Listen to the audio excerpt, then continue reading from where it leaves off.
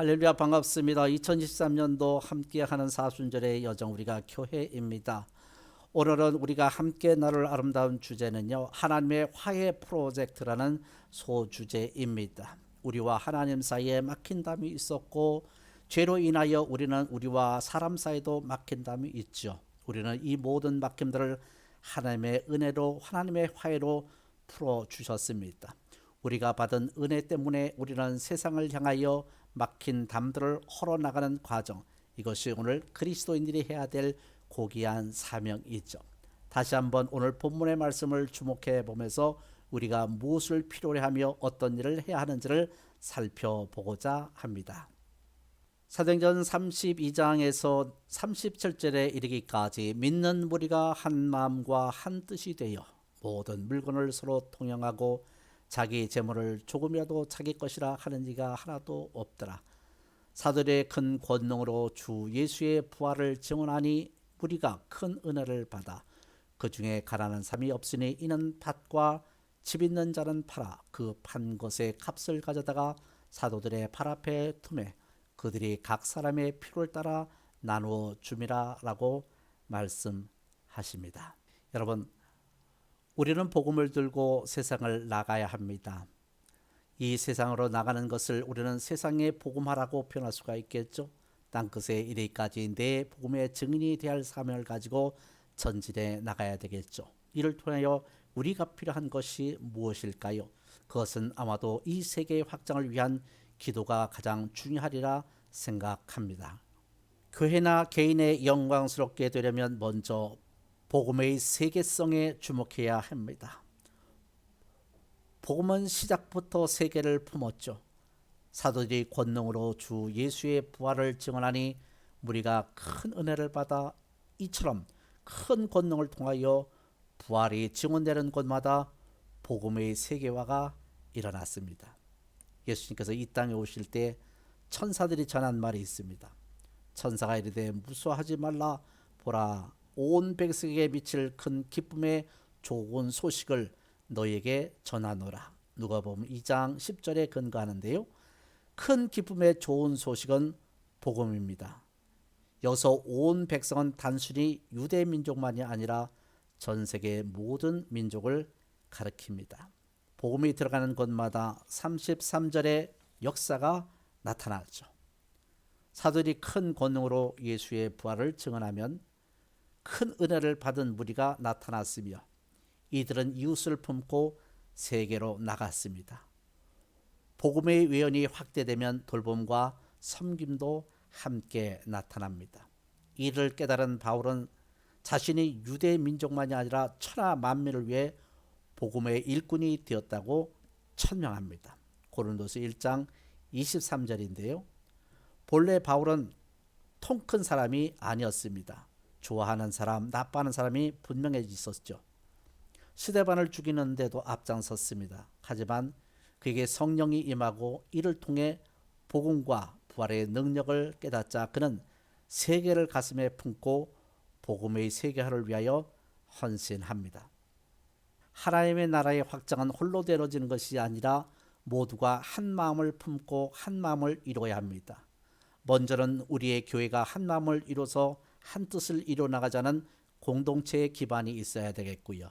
그리고 중요한 목적과 방향을 향하여 온 성도가 그 목적을 아름다운 선한 목적을 하여 전진해 나가는데 한 뜻을 이루어나가야 하는 것입니다. 그래서 우리에게 필요한 두 번째의 가장 중요한 요소는 무엇인가? 복음을 통한 하나됨이다라고 표현할 수가 있습니다. 특히 32절에 한 마음과 한 뜻이라는 구절에 주목할 필요가 있습니다. 이 구절은 무척 독특한데요. 왜냐하면 뜻을 합하여 일치단결하여 혼연일치가 되어 이 정도의 의미만을 포함하는 것은 아닙니다. 이 구절은 우리 존재 근원을 지칭하는 데 사용하게 됩니다. 마음과 뜻은 하나님께로 향하는 중심 장소이자 신앙적인 경험이 일어나는 원천이죠. 다시 말해서 초대교회는 교회의 존재의 가장 밑바닥부터 예수의 복음 안에서 하나가 되어 있었다는 뜻입니다. 근본적인 하나가 되는 것을 의미하는 것이죠. 근본적인 하나됨을 느끼는 것이죠. 이처럼 근원적인 일치 때문에 처음 만나는 그리스도인들 사이에도 무언가 통하는 것입니다. 또 통해야 하는 거죠. 이처럼 영적으로 일치되자 아무도 자기 소유를 주장하지 않고 모든 것을 공동으로 사용했습니다. 다른 사람을 섬기고 세워주며 위로하는 전문가가 탄생합니다. 바나바, 번역하면 위로의 아들이라 라는 뜻의 별명을 가진 요셉도 그러하죠.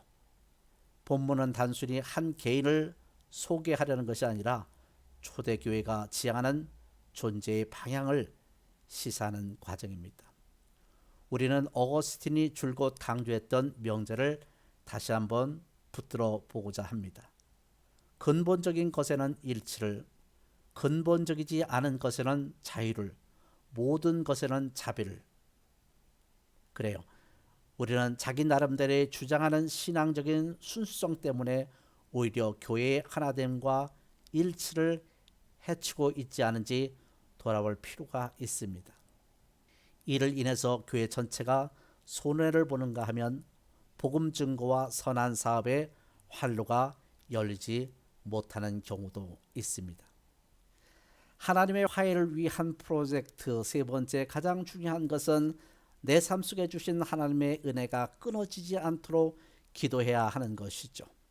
이웃을 향하여 사랑할 수 있도록, 그리고 풍성의 가슴으로 품기 위해서는 주님께서 주신 사랑의 은혜가 내게 있어야 합니다. 사도행전 4장 33절에 사도들이 큰 권능으로 주 예수의 부활을 증언하자 우리가 큰 은혜를 받았다고 나옵니다. 은혜라는 말에는 크다라는 수식어가 따라다닌다고 했죠. 그 은혜의 지극한 풍성함을 오는 여러 세대에 나타내려 하심이라. 에베소서 2장 7절에도 이 구절이 나오는데 은혜가 지극히 크다는 말입니다. 이는 은혜를 아는 사람에게 따라오는 용어죠. 이 지극히 풍성한 은혜로 우리는 단번에 예수를 믿게 되었습니다. 이 지극히 풍성한 은혜로 오늘도 우리는 주님의 이끄심을 경험하며 예수님을 닮아가는 성화의 길을 걸어갑니다. 이 지극히 풍성한 은혜로 주님 앞에 서게 될 때 우리의 몸이 영화롭게 변화될 줄 믿습니다. 이 지극히 풍성한 은혜 안에서 거할 때 우리는 다른 사람에게도 은혜로운 삶, 관대한 사람, 너그러운 사람이 될 수 있습니다. 다른 사람에게 적대적인 태도를 드러내기 쉽습니다. 지극히 풍성한 은혜를 받은 사람은 예외 없이 관용을 보이며 살아갑니다. 누가복음 18절을 보시면 은혜를 모르는 바리새인과 지극히 풍성한 은혜를 받은 세리의 모습이 아주 상반된 대조를 이루고 나타나죠. 세리에게는 주님이 없으면 못 삽니다 라는 절대 의존의 의식과 나는 정말 죄입니다 라는 절대 부족의 의식, 그리고 하나님께서 나를 도와주지 않으면 못 삽니다 라는 절대 무용론 의식이 있습니다. 이것이야말로 지극히 풍성한 하나님의 은혜를 받은 증거라고 할 수 있습니다. 하나님의 화해 프로젝트는 지금도 진행되어져 나가고 있습니다.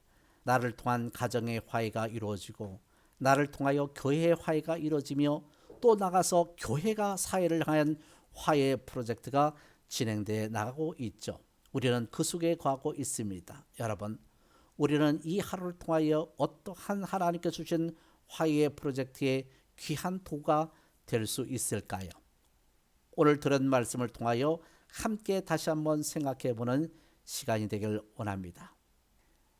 하나님을 만난 사람은 오늘날보다 복음이 확장되기 힘들고 세계적인 비전을 갖기도 힘든 상황에서도 화평의 복음을 전하기 위해 고분군투하며 살았다는 사실을 나는 무엇으로 복음의 세계화에 동참하시겠습니까?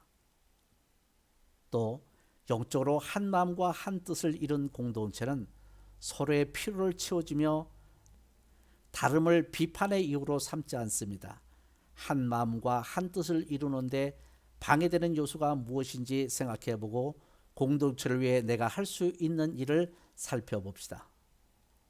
또 지극히 풍성한 은혜를 경험한 사람은 다른 사람에게 관용을 드러냅니다. 화평의 사람이 되기 위해 주님의 은혜를 구해야 할 부분이 무엇일까요? 오늘도 주어진 주제 안에서 여러분의 삶 가운데 내가 해야 될 고귀한 것들을 발견하고 따라갈 수 있는 복된 하루가 되길 바랍니다. 감사합니다.